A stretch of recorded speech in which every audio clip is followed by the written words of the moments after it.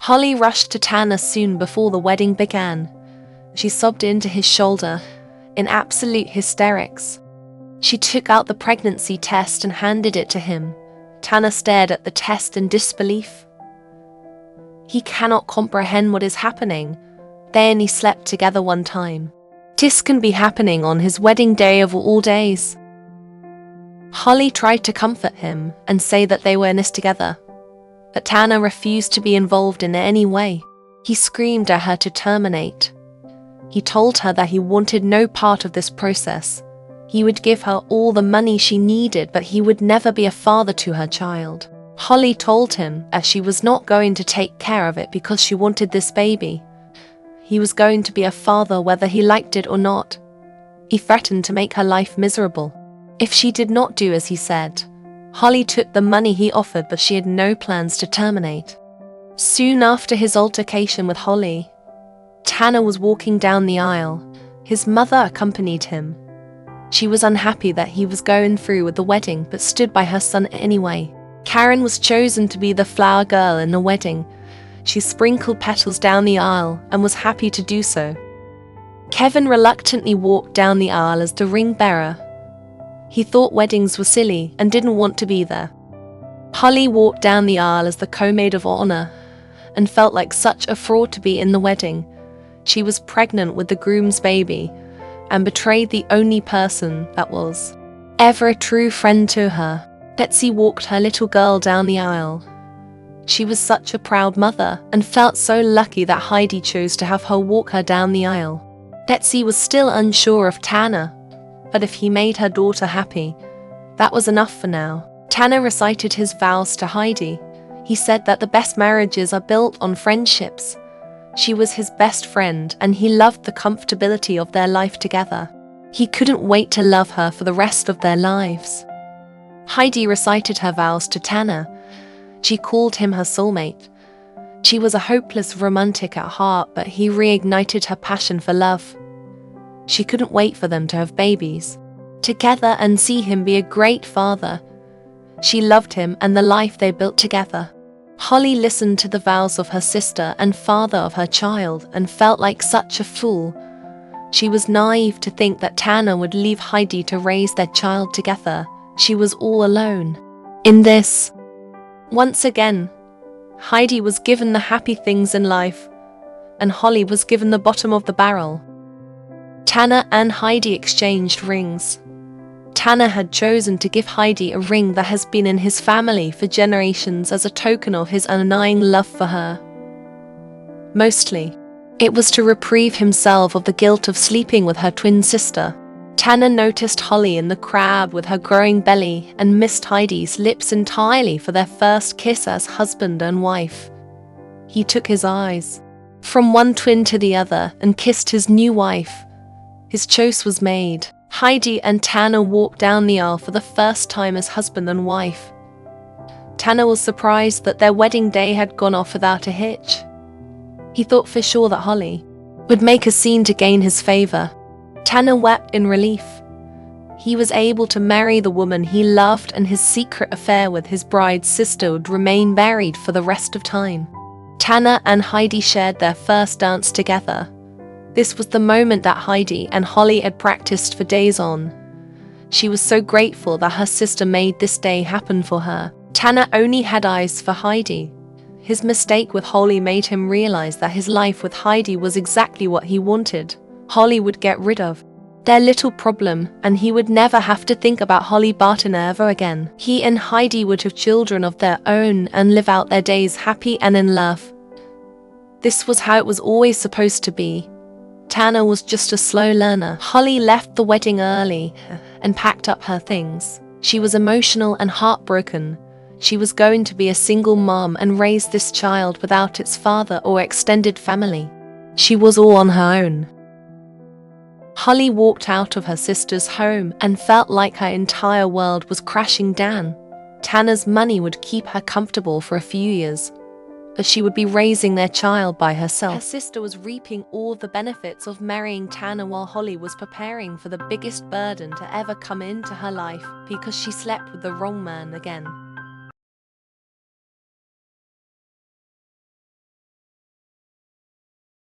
In the first few months of pregnancy, Holly focused on providing her body with enough nutrition to make sure her baby was growing big and strong. She figured that focusing on what she could control would help alleviate some of the stress of her situation. The truth was, she felt unbelievably stressed and alone during this time. She always envisioned her first pregnancy to be with her loving husband, who would give her words of encouragement and hold her when she was scared. Instead, she was alone in her house and terrified to raise this child on her own. In her worst moments, she thought about terminating but decided against it. It was unfair to punish her baby for her own mistake. She would try her best to be a good mother to them.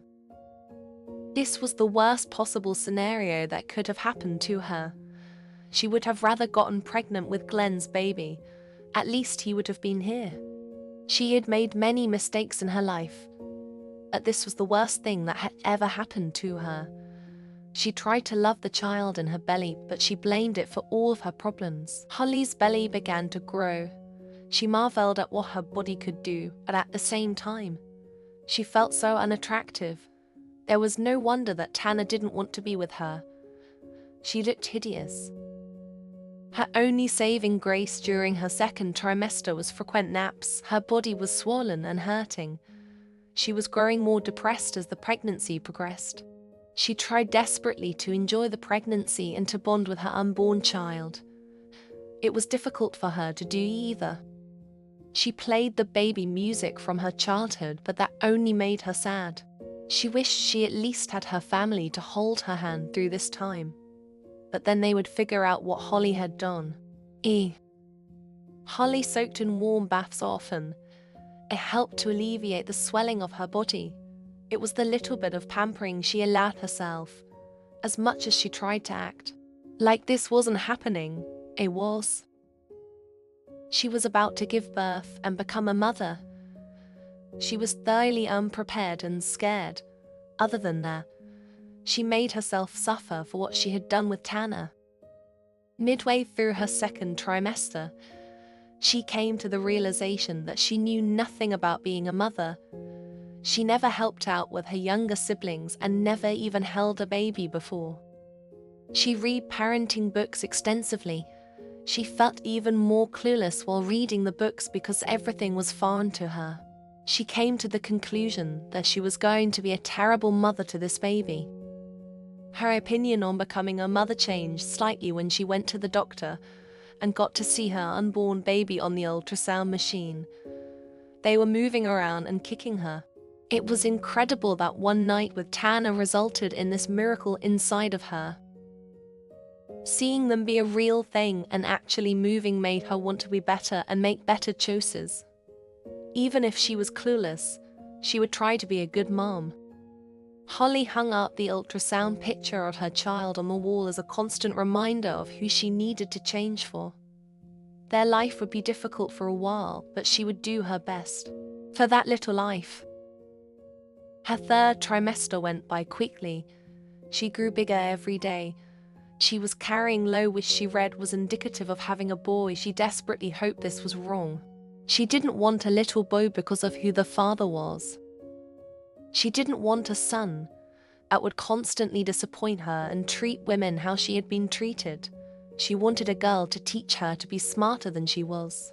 She could be a good mother to a girl, not a boy. She had one final ultrasound before she was set to give birth. Because of her mother's history of diabetes, the doctors wanted to make sure that she didn't have any potential risks for gestational diabetes or preeclampsia.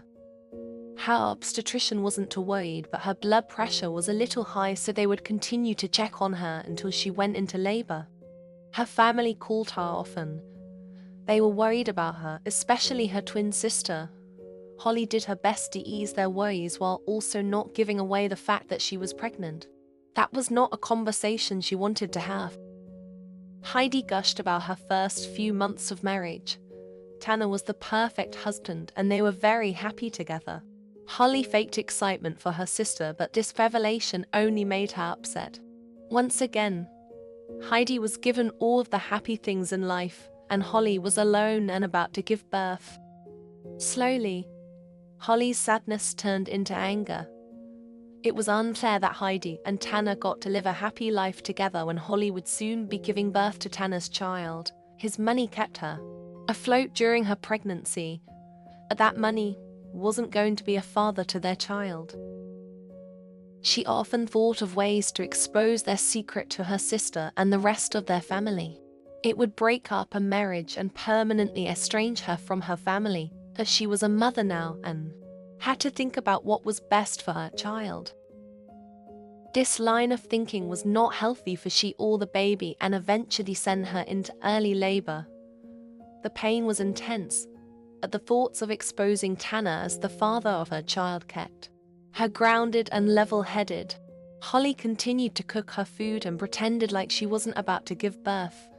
She was in denial and wasn't ready to go through the pains of labor. She didn't want to be in the delivery room by herself. As much as she tried to act like this wasn't happening, it was. She was about to give birth and become a mother. She was thoroughly unprepared and scared.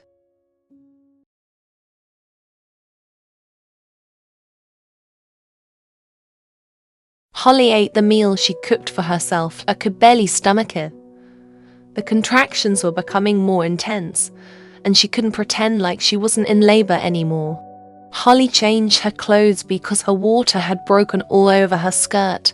She sat on her bed and started breathing exercises. Her mind flooded with delusions of Tanner meeting her at the hospital and becoming a real family. She knew that this wasn't going to happen, but it soothed her. She was scared and alone and about to become a single mother. She drove herself to the hospital. It finally hit her just how awful her situation was. She was all alone and nobody was coming for her.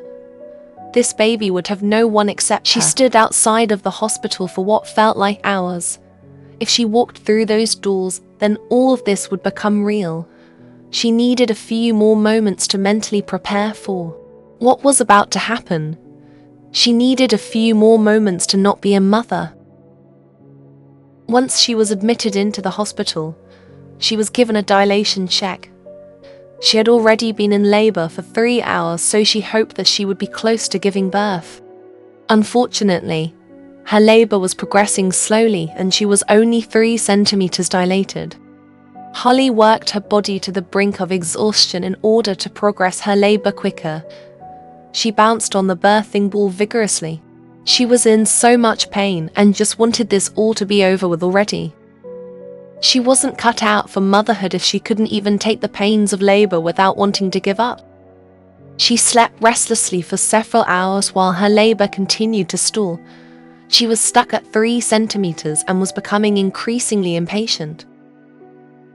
After 8 hours of staying at 3 centimeters, the doctor decided to inject her with Pitocin to speed up the progression of labor. Holly was terrified that all of this was a bad omen for the child she was about to give birth to. She was having a long and complicated labor, and therefore she would have a complicated and difficult child. This was her karma for what she had done throughout her life. God was punishing her for her sins by giving her the worst child possible. It was what she deserved. The doctor assured her that a slow labor was common for first pregnancies. Holly knew better than that. She would take everything that was thrown her way because it was what she deserved. None of this would be happening if she had left her sister's significant others alone. The Pitocin started to progress labor quickly and her contractions began to ramp up. She felt so much pain, and there was nothing she could do about it. She wished she could push her pain onto Tanner. This was all his fault. Holly was urged by her doctor to bounce on the yoga ball to loosen her hips enough to be able to push. The doctor said that if she did this, her chances of delivering within the next few hours were higher. She needed to remain active and moving to decrease the likelihood of a cesarean. Holly did what was asked of her because that would be the icing on the cake to have to be cut open to deliver this already difficult and unwanted child. After many pleas to get rid of the pain because it had become unbearable, her doctor gave Holly an epidural. The needle was large and scared her, but the amount of pain she was in scared her more. Did every woman in labor feel this terrible, or was she simply not cut out for motherhood? The doctor conducted another dilation check. Holly was now going on 22 hours of labor, and she was exhausted. She wanted this baby out of her now. Thankfully, with the help of the Pitocin and epidural, she was fully dilated and ready to push. Holly was absolutely terrified to push this baby out. She had successfully gone through 22 hours of labor alone, but it was now that she felt like she couldn't do this without someone in her corner. Despite not feeling ready or supported, nature took over and her body knew exactly what to do. The pain was excruciating despite being given the epidural. She was utterly exhausted after being in labor for nearly 24 hours. She was not ready to be a mother. That became abundantly clear to her as she was crowning. She continued on with the pregnancy in hopes that Tanner would change his mind and want to be with her instead. Not because she actually wanted this baby. She pushed with everything in her and delivered a healthy baby boy. She knew she made the wrong decision when the doctor told her it was a boy. Her life was now infinitely more dreary with a son. She named her son Oren. She had heard the name once or twice before, and it had always stuck out to her as unique. She gave him a unique name because his life was going to be significantly more unique than other kids his age. The doctor handed Oren to Holly. She expected to have that love at first sight moment once she locked eyes with her son. She was sadly mistaken. She looked at Oren and felt numb. She felt no maternal connection to Oren. When she looked at him, she only saw the mistakes she had made in her life. She looked at Oren and felt ashamed and mortified. No mother should feel that way when staring at the life he grew in her womb for 9 months and labored for an entire day.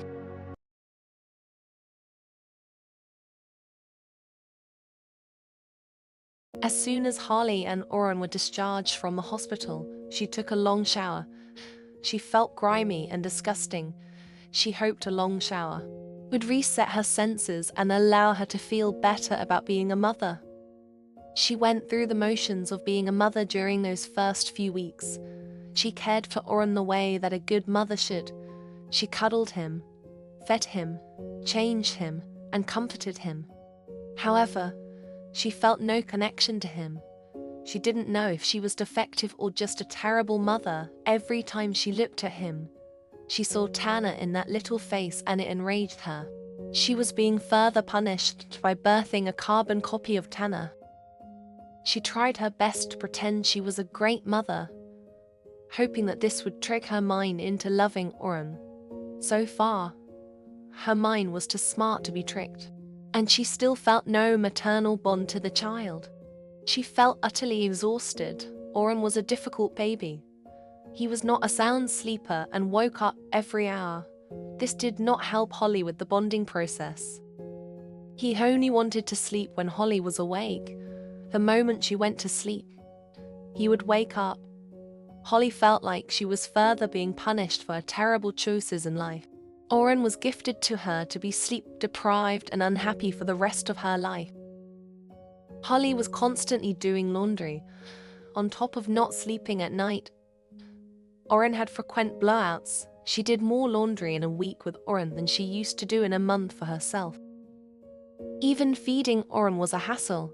She was not producing enough milk, which caused Oren to scream often because he was hungry. However, he refused to drink formula, so it was a constant battle to keep him fed. After about 8 weeks of going through the motions, Holly couldn't take it anymore.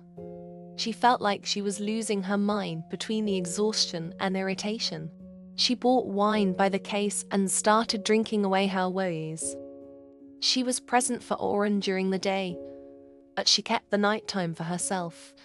She let Oren cry it out. All of his needs were satisfied, so there was nothing more she could do. She couldn't console him anymore. It was too much for her to handle. She finally started feeling like herself again. She was coping in the same way she did when she was with Glenn. She drank to excess and chiefed away on ciggies. It was the first time in a long time that she felt like she was doing something for herself, not the crying baby in her room. She ended up sleeping most nights out on the couch. She couldn't get more than an hour of consecutive sleep when in the room with Oren, so she opted to sleep on the couch. She finally slept for several hours a night. Letting Oren cry it out during the night actually allowed her to be a better mother to him during the day. She was more rested and full of a few drinks. She still didn't feel that maternal bond towards him, but was able to fake it when she was rested.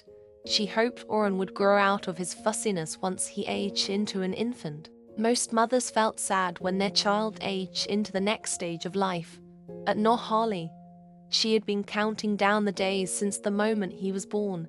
She hated the newborn stage and hoped that the infant stage was easier to navigate. Oren's infant trait was intense. It seems that Holly will not be getting her wish of a comma child. The infant stage seemed to be worse for Oren, on top of still waking up in the middle of the night. He was often inconsolable during the day if Holly was not holding Oren. He was screaming and thrashing around on the playmat.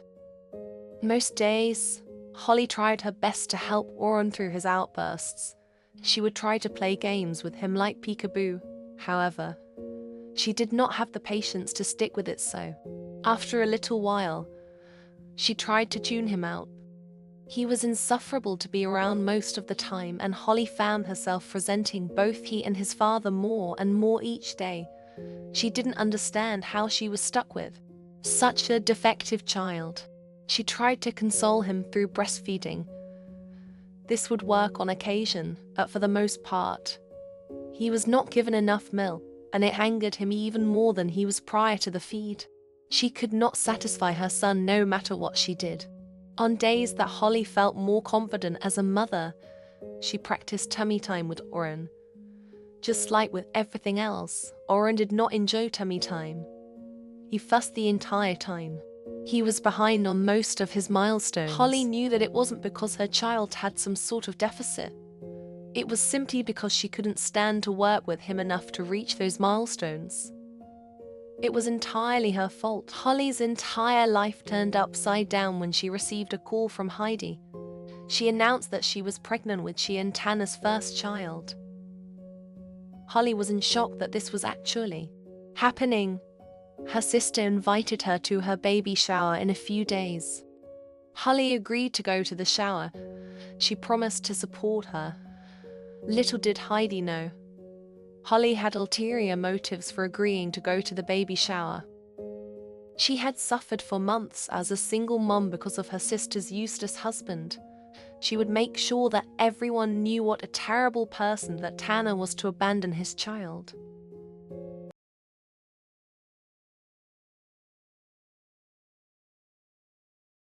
Holly and Oren arrived at Heidi's baby shower soon before it began.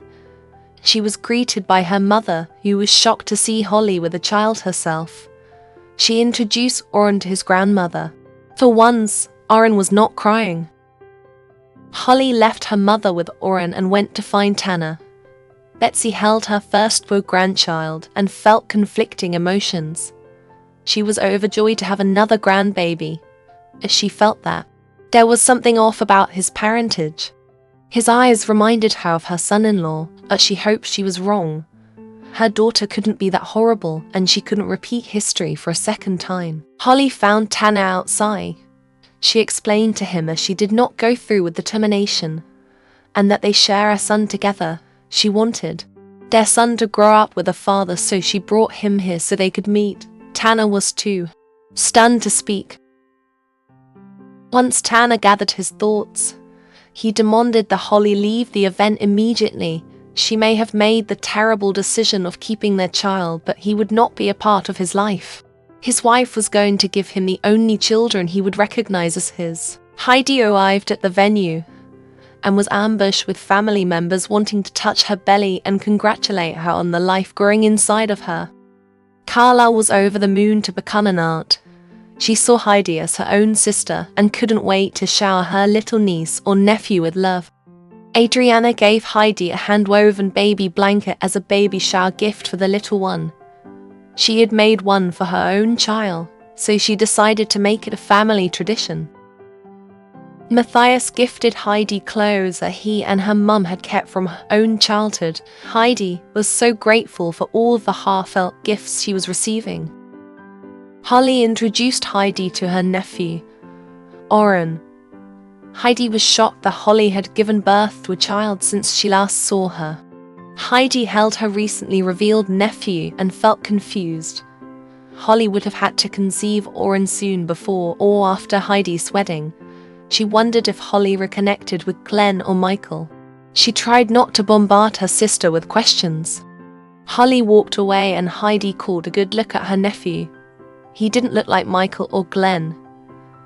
The child looked familiar, but she couldn't place who he looked like.